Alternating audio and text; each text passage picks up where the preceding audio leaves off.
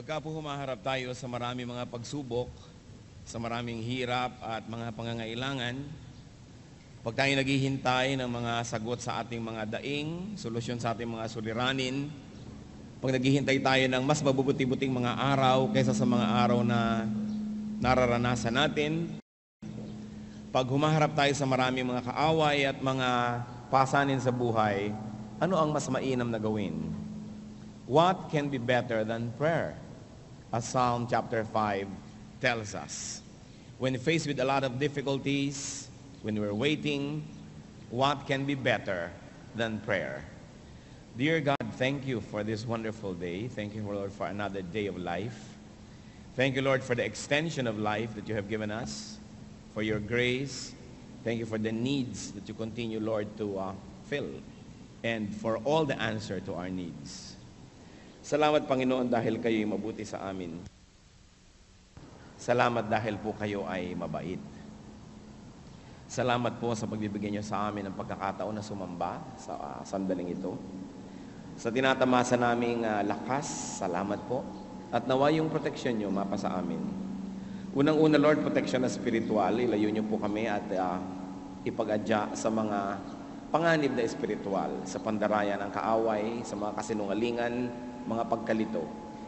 At ganoon din naman kami pagtanggol nyo sa mga gawa ng masasamang tao, ng masasamang espiritu, sa gawa, Panginoon, ng mga nasa paligid namin na maaaring makasama sa amin. We cover ourselves with the blood of Jesus and ask you, Father, to be our protector. We hide in the shadow of your love and presence, and may your abiding presence give us peace, protect us from internal and external enemies. Maging sa mga aming pagsamba ngayon, Panginoon, iligtas mo po kami sa mga maaaring magsamantala sa aming pagtitiwala. Nilisin mo po ang aming kalooban at nawa, wala kaming naisin kundi kayo isambahin sa sandaling ito. Purify our ranks, O Lord, from people who may want to take advantage of our trust and people who may have other agenda than worship. Lord, let your holy angels surround us and protect us from all harm as we enjoy your words, as we feast on your goodness. Let your words be declared.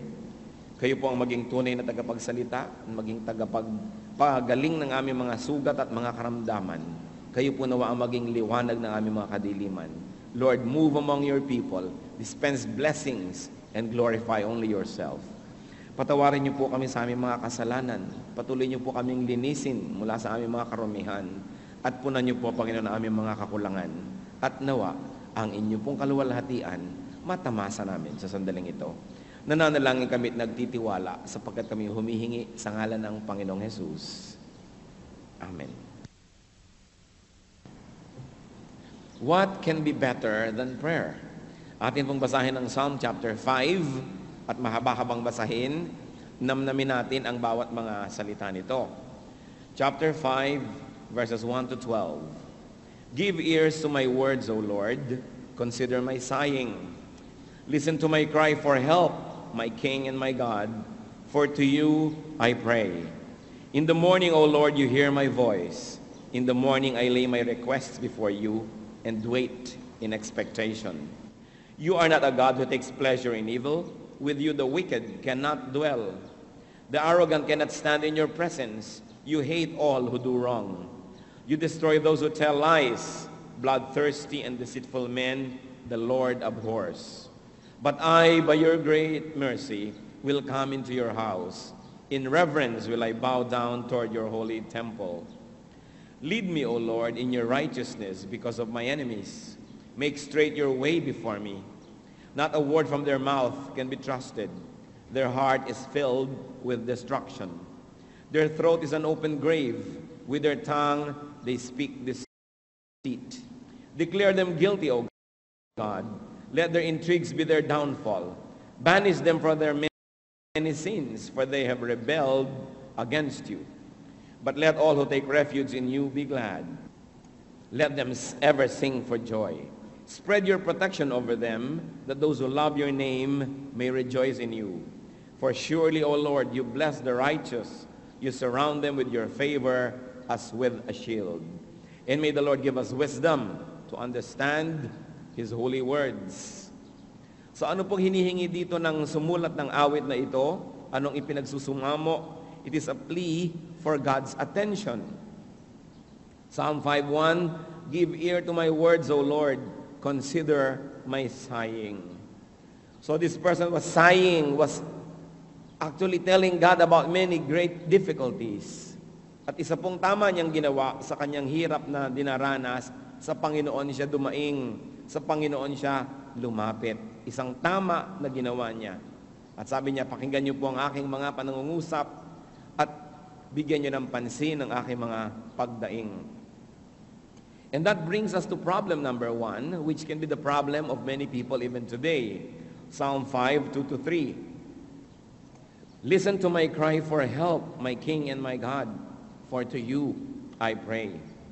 In the morning, O Lord, you hear my voice. In the morning, I lay my request before you and wait in expectation. So ano pang una niyang problema dito? His crying, my praying, my requesting, my waiting, and their roots, actually, my problems. Ito pang unang suliranin na nakikita natin dito.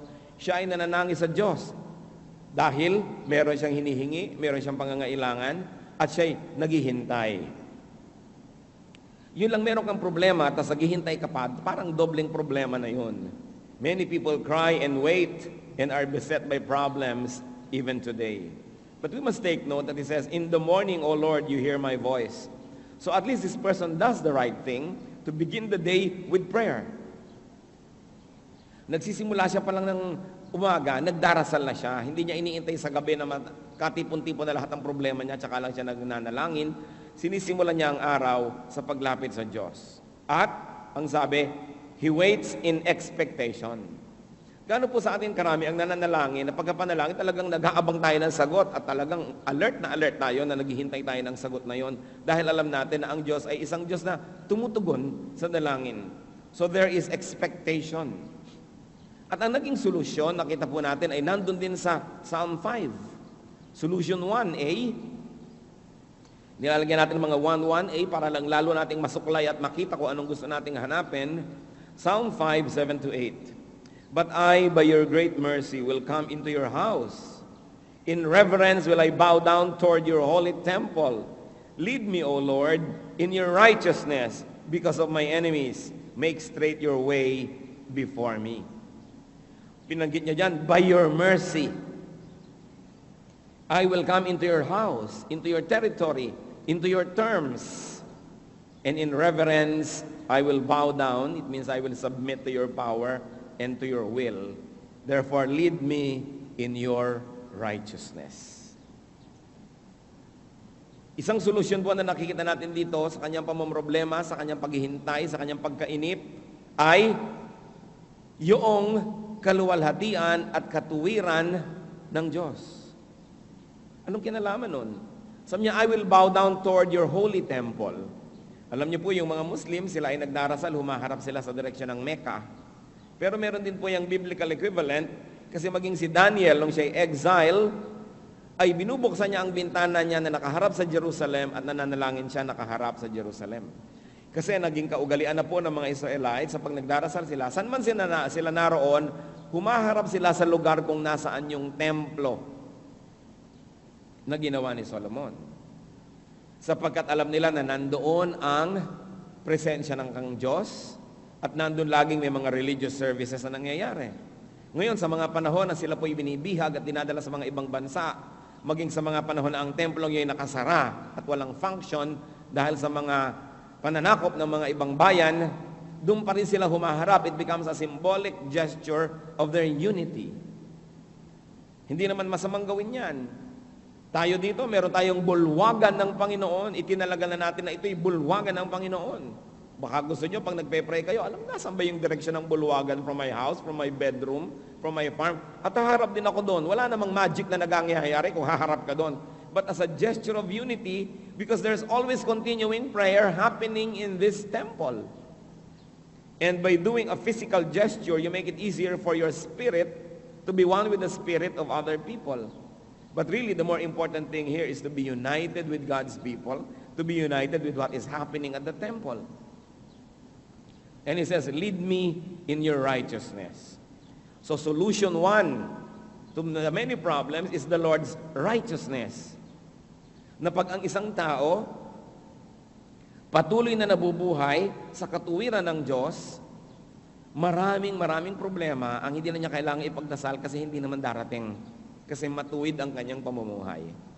At kung matuwid ang kanyang pamumuhay, dumating man ang suliranin, siguradong ito yung manggagaling sa kaaway lamang. Alam nga namang sa Diyos manggaling, matuwid nga ang buhay mo. Kaya kung sa kaaway nang gagaling yon, ay natitiyak tayong hindi yun magtatagal, magagapi din yun. At ang sagot pa rin doon ay yung katuwiran ng Diyos. Still, the righteousness of God. We are looking here at a very profound angle of prayer. That prayer can be said by words, but greater prayer can be said by our deeds. That if we live the holy lives, that we always consider God's righteousness, it is a lifestyle of prayer.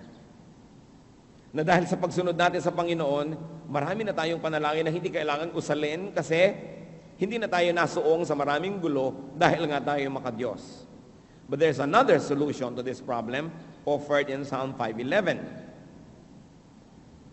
But let all who take refuge in you be glad. Let them ever sing for joy. Spread your protection over them, that those who love your name may rejoice in you. At anong nakikita po natin dito? Yung tayo'y sisilong sa Panginoon, magpapasakop sa Kanya, to take refuge and be glad in the Lord. The solution to the problem of crying and waiting is God's protection for those who love His name. Therefore, what can be better than prayer? Love God's name. Be righteous. Because the name is the symbol of the whole person. Therefore, to love God's name is to love God's character. And to love God's character is to be like God in many ways, in every way possible. Nakikita po natin dito ang isang daan para maraming mga problema ang hindi na kailangang iyakan at ipanalangin at ipaghintay ng matagal, mamuhay ayon sa kalooban ng Diyos. By elimination, a lot of problems would have already been gotten rid of. And if at all there would be some problems that God would permit to get into the lives of the righteous, then we know that it is God's righteousness that will deliver us from the same problems. Problem number 2 that we see in Psalm 5:9, which many people today can relate with, not a word from their mouth can be trusted.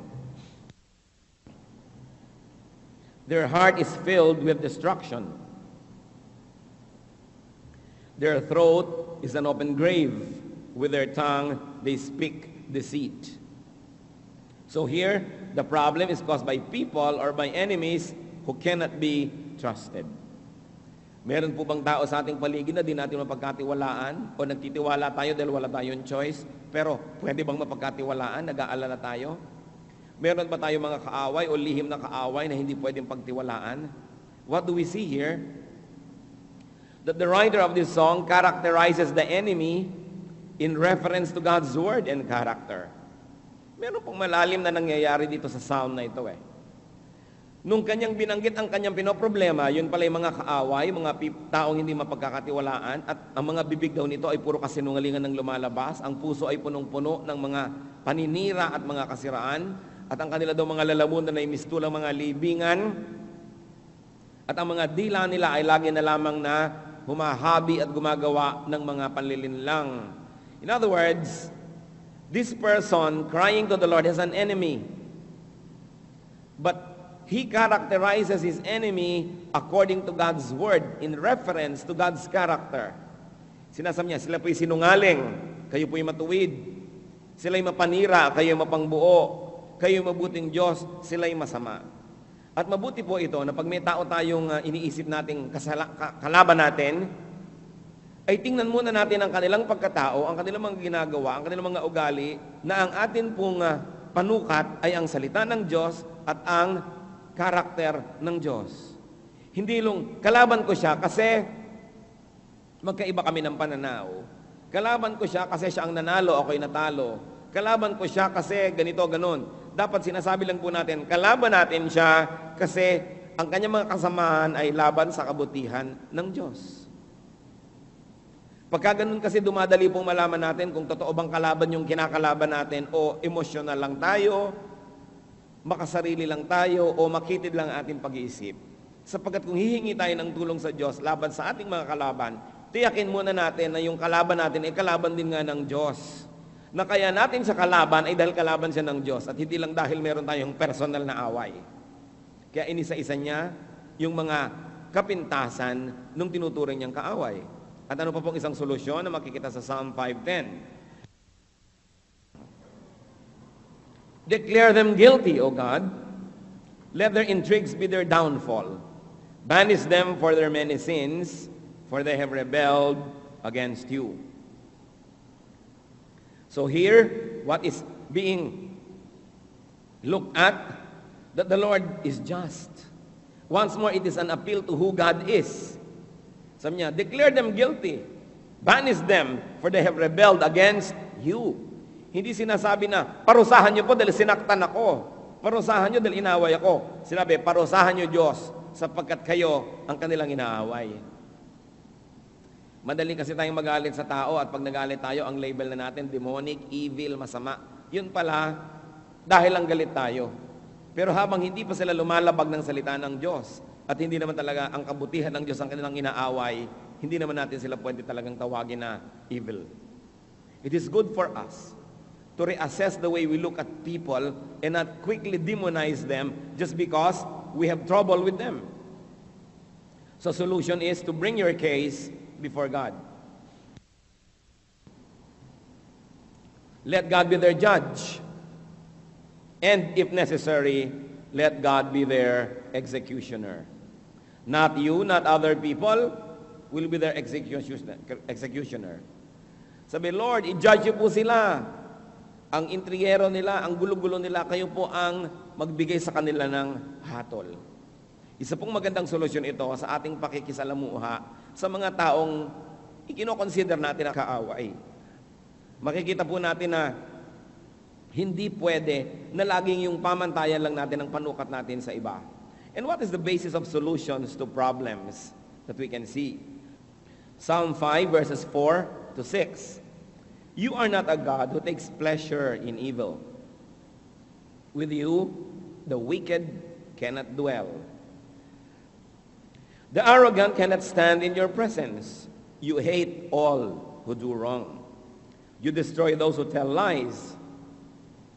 Bloodthirsty and deceitful men the Lord abhors. So what is the basis of solutions to the problems presented in this chapter? God's character. We should always appeal to and remember God's character as we pray. Ano pong mga katangian ng Diyos dito ang inisa-isa? God is not pleased with evil. God does not fellowship with the wicked. God does not accept the proud. God hates wrongdoers, murderers, and deceivers. And God destroys liars. Therefore, in order to have instant, ready, built-in solutions to our problems, it is important to know God. More importantly, it is very, very imperative to be like God, to follow God, and to please God, so He will protect you. God will deal with your enemies if you let God deal with you at the beginning. It is important to appreciate such truth. At sabi po sa Psalm 5:12, for surely, O Lord, you bless the righteous. You surround them with your favor as with a shield. Malinaw na malinaw, pinagpapala ng Diyos sa mga matuwid. Pinaliligiran niya ng kanyang proteksyon tulad ng kalasag na ginagamit ng mga mandirigma. The final, the beginning, the first, the middle solution to our problems is to be righteous. To be righteous and be favored by God. Suriin po natin ang mga suliranin natin, mga kapatid. Isang malaking suliranin ng tao, ang kanyang pakikipagkapwa. Gaano kalaki ang mga problema natin na may kinalaman sa mga relasyon? Problema sa asawa, sa kapatid, sa kamag-anak, sa kaibigan, sa kapwa manggagawa. Kung tayo lang ay mas matuwid kaysa kung ano ang katuwiran natin ngayon, mahigit sa kalahati marahil ang mga problemang yon, hindi naman lamang magkakaroon ng simula. Kung tayo hindi masungit, o kaya masungit sila pero tayo mapagpatawad at magiliw, kung ang mga tao ay maramot pero tayo mapagbigay, kung ang mga tao ay magagalitin pero tayo naman ay maibigin, maraming problema, hindi na kailangan nandyan pa.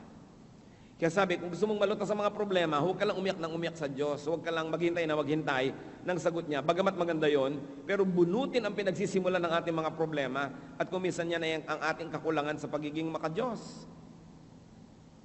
Unahin ang pagiging maka-Diyos at maraming problema, hindi na magkakaroon ng pagkakataong umusbong pa. Life can actually present many problems, and one major problem is having enemies. It's a major problem to have enemies. Life is too short to make enemies. That's why the Lord says always, make peace. Make peace.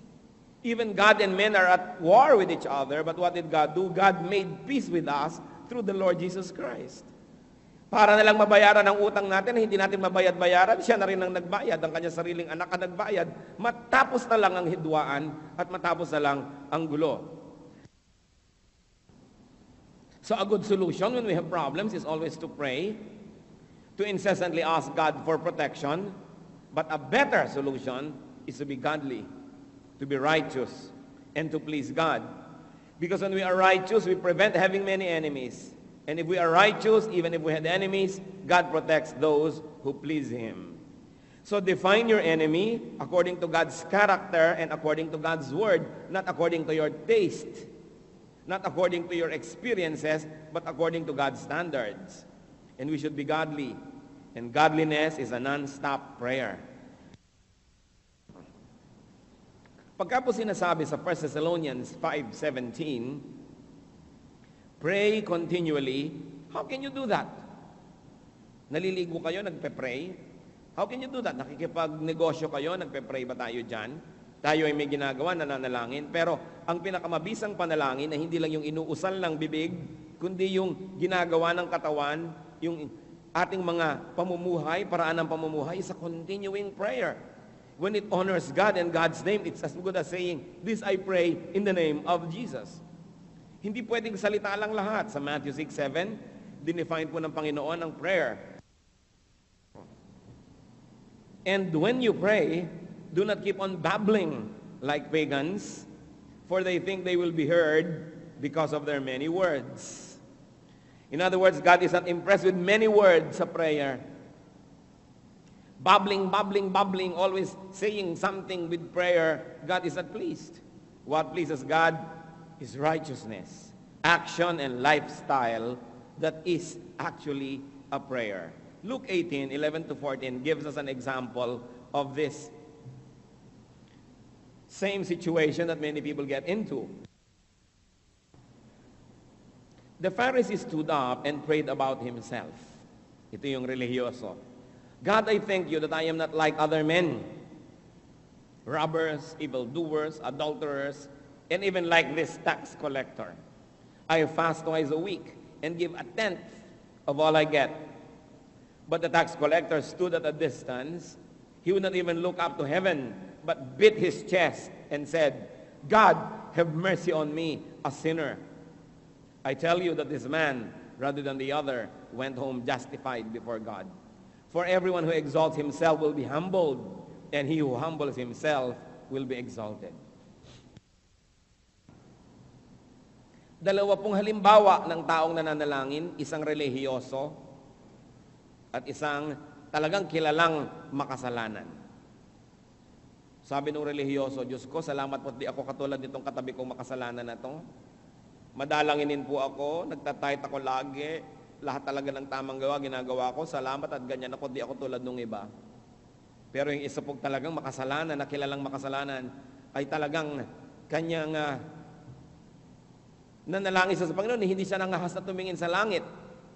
At sinusungtok niya ang kanyang dibdib. Sa sama ng loob niya, sabi niya, Diyos ko po, makasalanan po ako, patawarin niyo ako, maawa kayo sa akin. Sabi sa palagay nyo, sino ang talagang na-bless at napatawad? Yung umamin na makasalanan siya. Mas epektibo yung kanyang maiksing dalangin na yon, na kinilala niya kung sino siya, kesa yung mga mahabang panalangin ng mga relihiyoso na hangang-hanga sa kanilang sarili at ipinagmamalaking sila yung madalanginin. Kaya mahalaga po na hindi lang tayo dalangin sa salita. Tapos yung gawa natin, kinokontra naman yung idinadalangin ng ating bibig. Tapos sasabihin pa ng iba, bakit po ang tagal dumating yung blessing? Bakit parang hindi ako dinidinig ng Diyos? Dasal naman ako ng dasal. Dasal ka nga ng dasal, at supla-suplada mo naman. Dasal ka nga ng dasal, tapos ang sungit-sungit mo, ang damot-damot mo, ninanakawan mo yung mga kapatid mo ng mana. Dasal ka ng dasal, pagkatapos ang liit-liit mo magpasweldo sa mga empleyado mo, kaya mo naman dagdagan. So yung ginagawa mo, kalaban na sinasabi ng iyong bibig. Mas mabuting panalangin yung ginagawa ng katawan na kabanalan. Although hindi mo naman masamang magdasal, nang binibigkas. Pero hindi sapat. Matthew 6:5, ano pong sabi ng Panginoon? And when you pray, do not be like the hypocrites. For they love to pray standing in the synagogues and on the street corners to be seen by men. Huwag daw tularan ng mga ito na dasal lang dasal para makita ng iba na madadasalin sila. Do you have a problem? Meron po ba kayong problema, mga kapatid? Huwag na kayo sumagot. 99.9% meron. May problema ang mga tao. Ang solusyon na nakita natin dito sa chapter na ito ng Psalm, manalangin. Maghintay ng sagot ng Diyos. Pero may mas malalim pa doon. Maging makadiyos tayo. Maging matuwid. Because godliness is prayer in motion. Godliness is better than verbal prayer. What can be better than prayer? Righteousness. Do not only be knowledgeable, do not only appear righteous, but actually be righteous. Napakasarap pong ipagdiinan ang leksyon na ito, sapagkat itong kailangan nating lahat na sa tuwi-tuwi na ibalikan na maging matuwid. Hindi sapat umattend ng church. Hindi sapat magmemorya ng mga verses. Hindi sapat manalangin, magkaroon ng ministries, maglingkod. Kailangan, pag tinitingnan ng Panginoon ang ating puso, yan ay malinis. Righteous people do not need to say long and many prayers because their righteousness is an ongoing prayer. Isaiah 3:10, tell the righteous, it will be well with them, for they will enjoy the fruit of their deeds. Mapapabuti ang mga matuwid at tiyak na aanihin nila ang bunga ng kanilang mga kabutihan. Panginoong Diyos, kami po ay nagpasisiyasat sa inyo. Lalong-lalo sa amin, Panginoong mga kapatiran, na patuloy at patuloy na may pinoproblema sa buhay. Nananalangin naman, nananalig naman, pero ano't parang napakatagal ng paghihintay sa mga sagot sa mga dalangin. Ano't parang hindi na mauubos ang iluluha ay wala pang natatanggap na sagot. Napasusuri kami sa iyo, Panginoon, na baka sakali na ang dahilan pala kami ang nagbabara sa mga pagpapalang nakalaan ka namang laging ipagkaloob. Baka meron kaming mga pamamaraan ng pamumuhay na hindi matuwid. Ipakita mo sa amin. Kung kami may nagiging bulag ng matagal. Kung kami sang-ayon at paniwalang kami matuwid at mabuti. Subalit meron pala, Panginoon, kayong di nagugustuhan sa amin. Sa sandaling ito, na ba, Panginoon, lapatan niyo ng inyong mapagpalang kamay ang aming puso. Ibukas niyo po ang aming mata at kausapin niyo kami. Ipamukha niyo sa amin kung mayroon, Panginoon, kayo na hindi naiibigan sa aming pamumuhay. Ipakita niyo rin sa amin ang aming mga pananagutan kung ba't kami nagkakaroon ng mga suliranin. Tigilan muna namin ang paninisi sa iba. Tigilin muna namin ang paniniwala sa sarili, kundi sa sandaling ito, manalamin. Mga kapatid, mapag-iisa tayo kasama ng Diyos.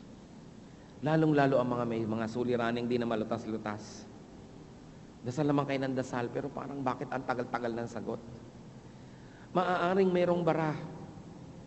At kadalasan, tayo rin, ugali natin, pamamaraan ang nagiging bara. Pero madalas bulag tayo sa ating mga sariling kapintasan. Makipagdiig tayo sa Panginoon at humingi ng Kanyang pagliliwanag. Yumuko tayo sa Kanya at kakausapin niya tayo. Manahimik ng ilang sandali.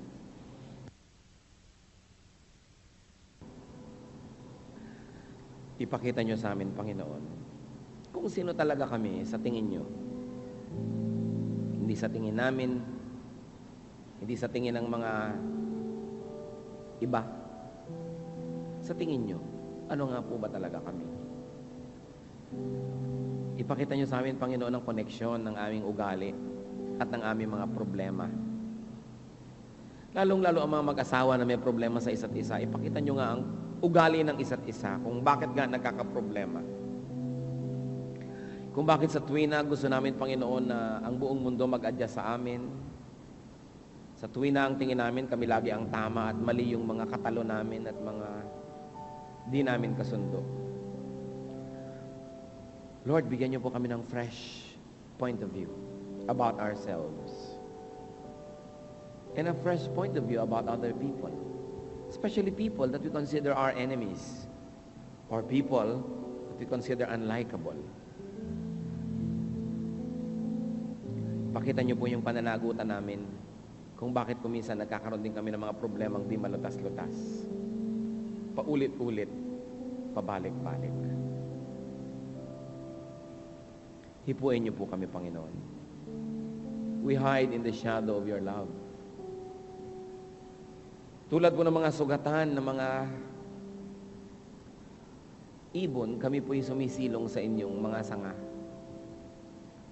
Kumakanlong, humihingi kami, Panginoon, ng pagpapagaling ng patnubay. Mga kapatid, habang lahat ay nakayuko, nais ko pong ipanalangin. Kung kamukha kayo nitong sumulat ng awitin na ito, madalas umiiyak sa Panginoon, naghihintay.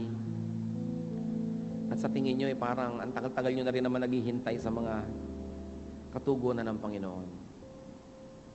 Parang meron kayong suliraning imposibleng malutas. Nais ko kayong ipanalangin, tumayo kayo sa inyong kinalalagyan. Ang Panginoon ay narito para tayo pagyamanin, para tayo turuan at tulungan. Amen. Sino pa pong nais tumayo? Katulad kayo ng sumulat ng awit na ito, maraming suliranin, umiyak sa Diyos. At kadalasan sa ating pag-iyak, hindi naman kailangan laging may luha. Maraming tumatangis ng hindi lumuluha, subalit ganun din. Mga kabigatan na parang wala nang tapos. Mga tanong na parang wala nang kasagutan. At nais nyo ngayon, tulad ng ginawa ng sumulat nitong Psalm 5, italaga ang lahat sa Diyos. Kung meron kayong mga kaaway, ipasa Diyos nyo. Kung may umaaway sa inyo, ipasa Diyos nyo pa rin. Kung sila'y dati nyong hinuhusgahan, ngayon sabihin nyo, Lord, kayo po ang humusga sa mga kaaway ko, huwag ako. Baka husga ako ng husga sa kanila, kaya tumatalbog sa akin yung mga pronouncements ko against them. Kung meron po kayong naisip noon o iniisip na masamang mangyari at katutuwa nyo mangyari sa inyong mga kaaway, ipasa Diyos ngayon at ibigay sa Kanya at ipagsisi natin na tayo nagiging hukom. The Bible says, with the judgment you pronounce, you will be judged. And the measure you give is the measure you get. Maaaring kaya kinakapos tayo ng mga hinihingi natin sa Diyos kasi kinakapos din tayo ng pagbibigay maging sa mga taong nasa paligid natin. Maaaring totoo. Maaaring akala natin tayo'y mabuting-mabuti na, pero meron pala tayong mga blind spots. Di natin napapansin na mga kakulangan. Manalangin po kayo sa Panginoon. Hindi ko kayang gawin yan para sa inyo. Kung meron tayong dapat hingi ng tawad, kung naging judgmental tayo sa iba,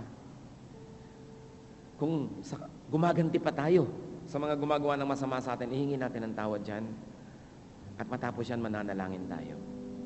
Kumisan totoo nga, ginagawan tayo ng masama, pero kung paano tayo nagre-react, nagiging masama na rin tayo. Pray to the Lord. Seek God's forgiveness. Seek God's healing. And then we will pray together. Wala kaming maililihim sa inyo, Panginoon. Maging ang mga akala namin tungkol sa aming sarili, kayo pa rin ang nakakaalam kung anong totoo. Sa mga humingi ng patawaran, Panginoon, igahawad niyo po ito ayon sa iyong mayamang pag-ibig. Sa nagkaroon ngayon ng kaliwanagan, sa mga maaring maling pamamaraan, pananalita o pakikitungo sa kapwa, salamat sa kaliwanagan at salamat sa pagtutuwid na ibibigay niyo, Panginoon. Panginoon, marami po kaming hindi alam. Meron namang mga talagang matuwid, talagang mabuti, pero ang problema, hindi pa rin matapos. Tulad ni Job. Walang makakitang isisi sa sarili sapagkat talagang sinisikap maging makadiyos. Subalit sunod-sunod na dagok pa rin ang dumating sa buhay. Ang mga ganitong kaso ay alam niyo, Panginoon, sapagkat ito'y tinatawag niyong pagsubok. Sa mga nakatayo ngayon, Panginoon, na dumadaan sa pagsubok, nakakaranas sa mga hirap, hindi dahil masama ang ginagawa, kundi dahil mabuti. Salamat sa pagsubok na ito. Sapagkat kapag kayo ang nagpumayag ng pagsubok ang dumating sa aming buhay, sukat nyo kami at alam nyo ito'y aming malalampasan sa tulong nyo. At alam nyo, Panginoon, ang nakalaan na gantimpala doon sa mga nakalalampas sa ganitong mga pagsubok. Salamat. Nawa ko may mga kapatiran ngayon ay nagtataka bakit ang buti-buti naman nila, pero ang dami pa rin nangyayaring mali at mga masama't masakit. Ipakita nyo, Panginoon, ang kaliwanagan na maaaring ito isang pagsubok. Isang banal na hipon ninyo upang lalong ihanda kami sa higit lalo pang mga dakilang kabanalan at mga gawain. Patibayin nyo ang pananampalataya lalo na ng mga dumadaan sa pagsubok. Lalo, Panginoon, kaming mga hawak sa inyo. Huwag magtampo sa inyo kung hindi namin natatanggap lahat ang hinihingi namin. Huwag kaming magtampo kung sa kabila ng mga kabutihan namin ay parang nabibigo pa rin kami at nasasaktan. Sapagkat kayo, Panginoong Jesus, ay napakabuti. Subalit, kayo hinampas, kayo dinuran sa mukha. Ipinako sa krus, pinagpasan, kinuranahan ng tinik. Kami pa kaya? At mga puso namin, Panginoon, ay patuloy naming ipinasusuri sa inyo. Sa dumadaan naman sa mga paghihirap, hindi dahil sa pagsubok, kundi dahil ito'y palo nyo, salamat pa rin po. Sapagkat ang pagpalo nyo sa amin ay isang patunay na kami inyong anak. Anak na hindi nyo ko konsintihin sa mali, papayagan niyong masaktan upang maituwid lamang. Salamat, Panginoon, sa mga palo na nagpapaalala na kami dapat higit lalo pang maging mapagbantay ng aming espiritu. Lalo pa kaming dapat maging matuwid. Dapat pa kaming lalo na lumapit sa inyo.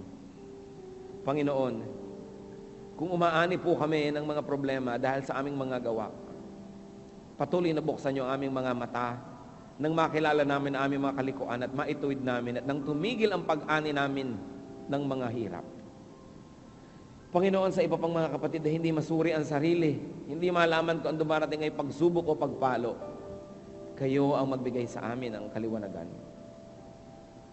Kayo ang magbigay sa amin ng higit na pagtitiwala sa inyo. At nawa, Panginoon, sa kabila ng mga pagsubok o pagpalong ito, makita mo kaming lalong lumalapit sa inyo. Na sa pagiging gipit ay hindi kumakapit sa patalim, kundi kumakapit sa inyong kamay ng mas mahigpit pa. At nawa, Panginoon, ayon sa iyong habag, di man kami karapat dapat humingi nito. Alang-alang sa iyong mga anak, hinihingi ko, Panginoon, na pagaanin niyo po ang mga bigatin na dinadala ng iyong mga anak.